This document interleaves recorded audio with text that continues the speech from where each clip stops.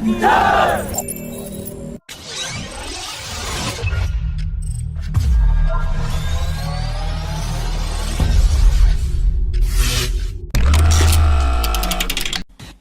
DRDO had successfully carried out the maiden flight test of AD-1 long-range interceptor missile of the Phase 2 ballistic missile defense program yesterday, which saw the participation of all BMD weapon system elements located at different geographical locations. The AD-1 is propelled by a two-stage solid motor and is outfitted with an advanced control system, navigation and guidance algorithm to precisely guide the vehicle to the target. The AD-1 is designed for low exo-atmospheric and Indo-atmospheric interception of enemy ballistic missiles that are flying in the range of 1,500 km to 3,000 km. The second interceptor missile of the BMD Phase 2 program, known as AD-2, is also under development, that can destroy enemy ballistic missiles that are flying in the range of 5,000 km.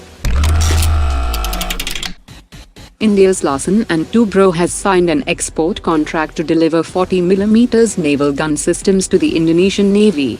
Under the contract, L&T will deliver two Teevra-40 naval gun systems that will be equipped on the Teluk Bintuni class landing ships.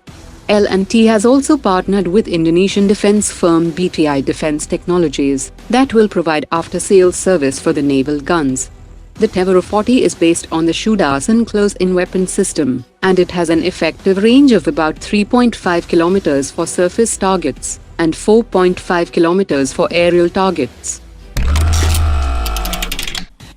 The Indian government is expected to place an order for 100 more K9 Vajra self-propelled howitzers with Larsen & Toubro next month, that will be worth over 4,500 crore rupees.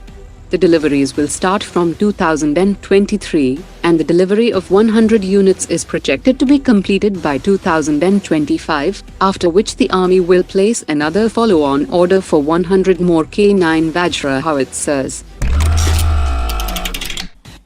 We had reported in September that Ukraine had captured one of Russia's most capable aerial electronic warfare pods, and interestingly, the Defense Ministry has now released a request for information to identify potential vendors to replace obsolete hardware on 5 SAP-518 pods and associated test equipment for Su-30 aircraft of Indian Air Force, and delivery must be completed within 12 months of signing of contract. The primary objective is to replace the obsolete electronics on the existing SAP-518 pods with totally indigenously designed modular electronic warfare building blocks and indigenous software that will result in improved reliability and enhanced performance. After India and US had expressed its displeasure at Sri Lanka for allowing Chinese warships to refuel from the Hambantota port, it has been found that Sri Lankan vessels are now secretly loading fuel from Hambantota port and refueling Chinese warships on high seas. The Indian authorities have now requested Sri Lankan government to take cognizance of the matter and has demanded a transparent standard operation procedure for refueling and docking of ships. The US Defense Attaché in India has said that the US wants to be the partner of choice for India for sharing high-end technology and next-generation equipment, in the backdrop of India diversifying its military equipments from heavy dependence on Russia. He also said that the Indo-China standoff in eastern Ladakh is an important area for the US, and the US is keeping close tabs on China's aggressive moves along the line of actual control.